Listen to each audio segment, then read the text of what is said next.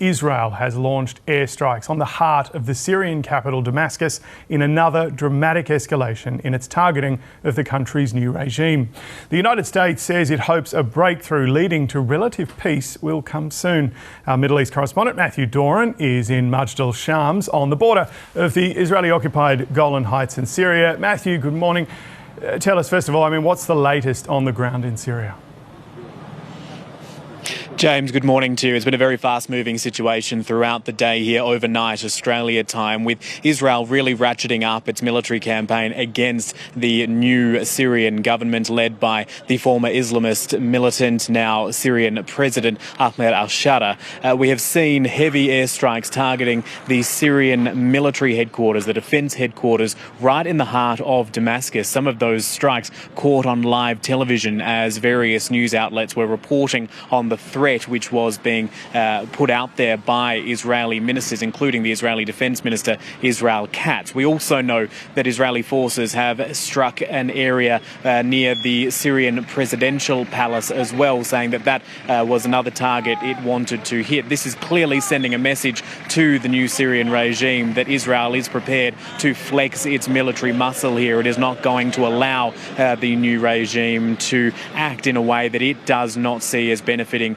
its own interests. But we do need to cast our minds back a little bit to figure out why we got to this point. This all began a couple of days ago when the Israeli government responded to sectarian violence outbreaks in the south of the country, in the south of Syria, in the city of Suwayda. A predominantly Druze community there, the Druze religious minority, were engaged in battles with local Bedouin clans. The Syrian regime deployed its own forces down there. Israel did not like that. It said that it was going to put the Druze community at risk, saying it wanted to stand in solidarity with the Syrian Druze, considering there is a considerable Israeli Druze population as well. So it launched these attacks on Syrian government forces, but that was contained to the south of the country. The reason we've seen this escalate, or the reason why it's significant, is because Israel has struck at the heart of Damascus. That news spread over to the United States very, very quickly, and the US Secretary of State, while sitting in the Oval Office alongside the US President Donald Trump, had this to say about the situation.